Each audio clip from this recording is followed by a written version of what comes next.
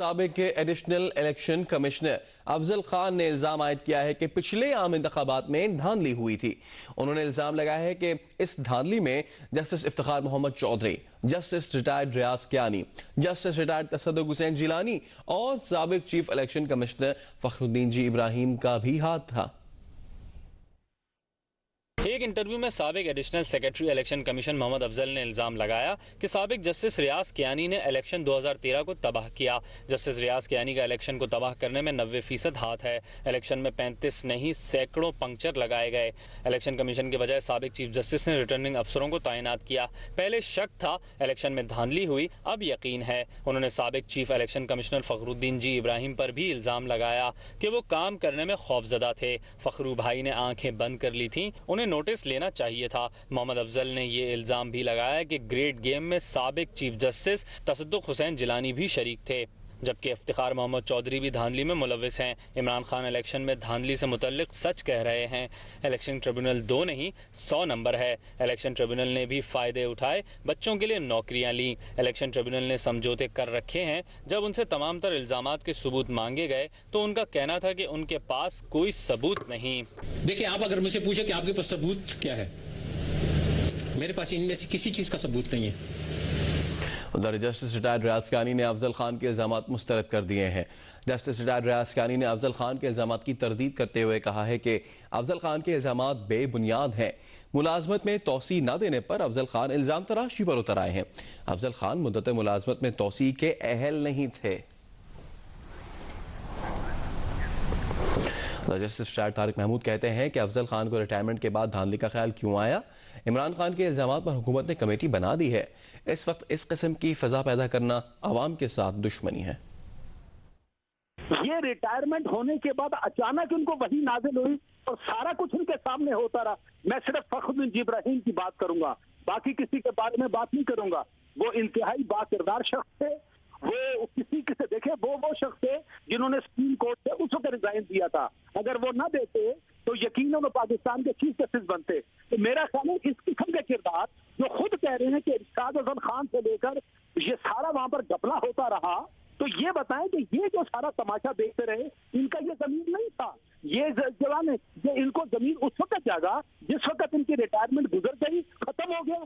आज इनको सारी बातें याद रही। देखिए, इस वक्त पाकिस्तान में क्राइसिस है। देखिए, वहां पर पार्टियां पार्लियामेंट के अंदर बाहर बैठ के मुज़ाकरात से उस मसले का हल निकाल रही हैं और इस बात की भी प्रिंसिपली तय कर दिया है कि इस मामले की इन्वेस्टिगेशन होगी। सुप्रीम कोर्ट के जज साहबान जो है वो इसकी इन्वेस्टिगेशन करेंगे और अगर वो रिजल्ट इस किस्म का निकला तो फिर नवाज शरीफ साहब मान भी लेंगे, असेंबली भी तहलील हो जाएगी। लेकिन इस किस्म के किरदार जो इस वक्त आए जा रहे हैं ना, ये किसी भी लिहाज से ठीक नहीं है। टीवी टॉक शो में बैठ के इस किस्म से आप फैसले नहीं कर सकते। या तो अदालतों को खत्म कर दें या इन्वेस्टिगेटिंग इदारों को खत्म कर दें। अगर पाकिस्तान का हर मसला इसी तरीके से किसी टीवी एंकर ने, किसी किरदार ने लाकर फैसला करना है तो बिल्कुल फिर मुल्क ऐसे नहीं चलते। ये मुकम्मल तबाही और बर्बादी की तरफ जा रहे हैं। हमें तमाशा नहीं लगाना चाहिए। इशू है, इशू के लिए दोनों पार्टी रजामंद है। कोई छोटा मोटा एक मामला रह गया है, लेट्स होप कि वो भी ठीक हो जाएगा। तो इस वक्त इस किस्म की फसाद पैदा करना, मैं समझता हूं कि पाकिस्तान के वजूद के साथ दुश्मनी है, 18-20 करोड़ अवाम के साथ दुश्मनी है। और माहिर कानून आसमा जहांगीर ने अफजल खान के इल्जामात के जवाब में जियो न्यूज़ से खुसूसी गुफ्तगू करते हुए कहा कि अगर साबिक चीफ जस्टिस इफ्तिखार चौधरी धांधली में मुलविस थे तो इमरान खान भी मुलविस होंगे, क्योंकि उन्हीं के स्टार पर इलेक्शन में अदलिया के लोग लगाए गए थे। ये सब वज़ीर आज़म को फारिग करने की कोशिशों का हिस्सा है। इब्राहिम का ताल्लुक है, मेरा ख्याल है कि बड़ी अफसोसनाक बात है कि ये जो साहब हैं जो भी इलेक्शन कमीशन में जो तोते की तरह अब बोले हैं, उनको ये पता होना चाहिए कि शराफत और बुज़दिल होने में फर्क है। उनको शायद ये नहीं पता कि फखरुद्दीन जी इब्राहिम ने उस वक्त इस्तीफा दिया था जब ज़ियाउल हक वहां पे पूरा पावरफुल था और इन जैसे लोग जो है वो कुसकते नहीं थे। और ये कह देना उनका बड़ी, मैंने इनकी पूरी गुफ्तगू सुनी है, कुछ इधर टोटा कुछ उधर टोटा कुछ इधर टोटा। और ये भी मुझे वकला ने फोन किया है और बताया है कि जब ये पेश होते थे खुद उस वक्त सुप्रीम कोर्ट में, तो ये वकला से ये बात करते थे कि आप लोग इफ्तिखार मोहम्मद चौधरी के क्यों खिलाफ हैं, वो तो बड़े अच्छे आदमी हैं। तो अब ये किसकी इमाम पे ये आए हैं मैं नहीं कह सकती हूँ। ये पीटीआई का इसरार था कि जी हम फलां पे नहीं करते इतबार, तो आप सिर्फ जुडिशरी के लोग लगाएं। बड़ी मजबूरन फखरुद्दीन जी इब्राहिम को इसको एग्री करना पड़ा। ये तो पीटीआई का इसरार था। देखें, कानूनी कार्रवाई तो आप देख लें कि कानून की क्या बात है कि आप चंद हजार लोग ले जाके पूरे पाकिस्तान को यरगमाल बना लें। तो इन्होंने कानून का कोई पास रखा ही नहीं है। ये तो इस मुल्क को डिसिविलाइज करने के हक में है। बाकी आप मुझे जियो टीवी आधा घंटा दें तो मैं भी लोग लाके वहां पे बैठा दूंगी। वो शायद ये भी साबित कर दें आपको कि पाकिस्तान पाकिस्तान नहीं है, पाकिस्तान वलायत है। तो मेरी तो छोटी सी एक हैसियत है, ये तो एक स्क्रिप्ट है, ये स्क्रिप्ट की डेवलपमेंट है।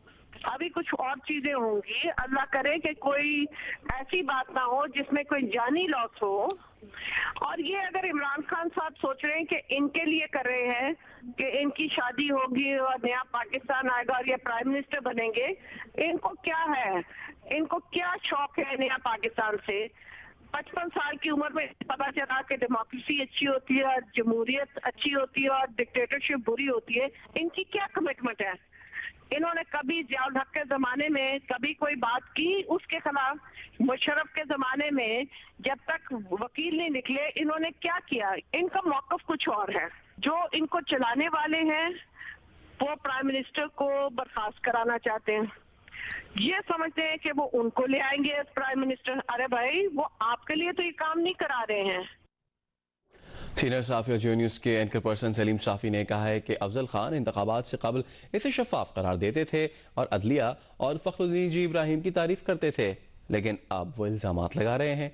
जियो न्यूज़ इस्लामाबाद के ब्यूरो चीफ राना जवाद कहते हैं कि अफजल खान सच्चे हैं तो इस वक्त अपने ओहदे से इस्तीफ़ा क्यों नहीं दिया और वो अपने ओहदे में तोसी क्यों चाहते थे?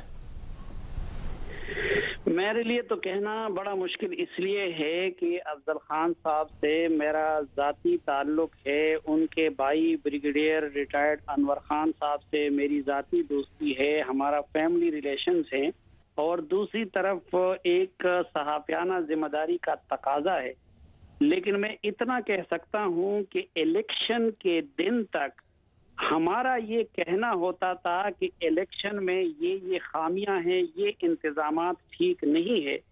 और अफजल खान साहब का कहना ये होता था कि इलेक्शन के लिए उन्होंने ऐसे इंतजामात किए हैं कि उसमें धांधली का कोई इम्कान नहीं है।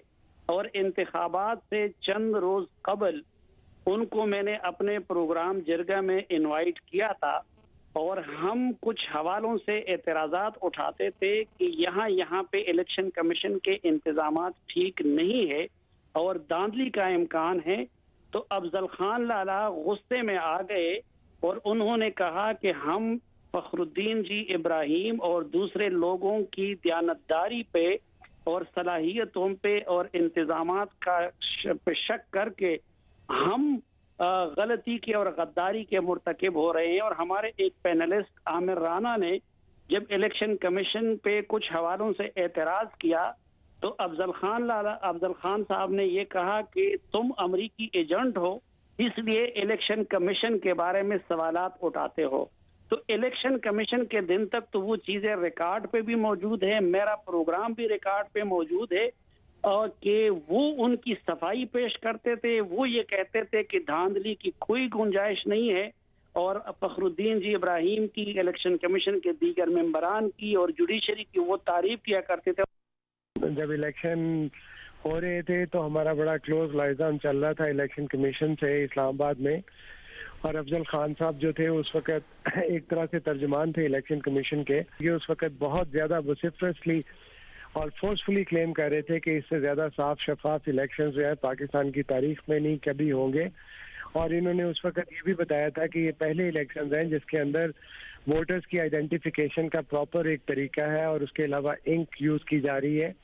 और कभी ऐसी शिकायत इनके हवाले से सामने नहीं थी आई। और उस वक्त इन हालात में जबकि एक पॉलिटिकल पार्टी की तरफ से एजिटेशन की जा रही है और डिमांड किया जा रहा है कि धांधली के इल्जाम जो है उनको सच माना जाए और उसकी बुना पे तमाम जो इलेक्शंस हुए थे, एक बहुत बड़ी एक्सरसाइज हुई थी, उसको डिरेल किया जाए, उसको नल इनवाइट किया जाए। उनकी तरफ से इस तरह की शिकायत का आना जो है ना वो बहुत ही सरप्राइजिंग है। इससे पहले उन्होंने ये बात नहीं की थी।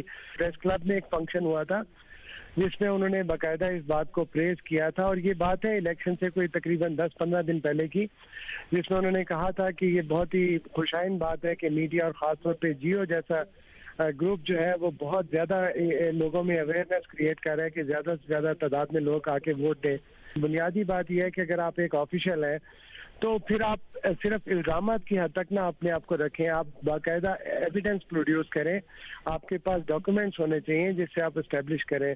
बदकिस्मती से जो उनका प्रोग्राम था आज, उसमें उन्होंने कोई ऐसी बात नहीं की, कोई ऐसा एविडेंस सामने नहीं लेके आए। बेसिकली वो रिपीट कर रहे थे वो चीज़ें जो कि इमरान खान साहब, जो कि पाकिस्तान के एक बहुत बड़े सियासतदान हैं, उनकी तरफ से आ रही हैं। जब एक्सटेंशन की बात हुई थी तो इलेक्शन कमीशन में जो मेंबर्स थे, खासतौर पर जस्टिस रियाज कियानी, उन्होंने इनको अपोज किया था कि इनको एक्सटेंशन नहीं मिलनी चाहिए, और उसके बाद फिर ये बिल्कुल सीन से गायब हो गए और अब अचानक दोबारा आए हैं। और जाहिर है एक आदमी अगर रिटायर हो रहा है इलेक्शन को, मेरा ख्याल है 15 या 16 मई को ये रिटायर हुए थे, तो उस वक्त बड़ा ऑनरेबल होता है इनके लिए कि ये उस वक्त रिजाइन कर जाते हैं इस बात पे कि मेरे कहने के बावजूद वो स्टेप्स नहीं लिए जा रहे हैं जिनकी वजह से धांधली रोकनी मुमकिन थी, और मुझे पता है कि धांधली का प्लान है, तो मैं इसलिए अपने आप को अलहदा कर रहा हूँ। बल्कि इसके बरक्स हुआ कि इनकी तरफ से ये था कि इनको एक्सटेंशन मिले ताकि ये कंटिन्यू करें। तो इससे आप अंदाज़ा लगा सकते हैं कि इन इल्ज़ामात में हकीकत जो है वो तलाश करना बज़ाहिर तो बहुत मुश्किल नज़र आ रहा है।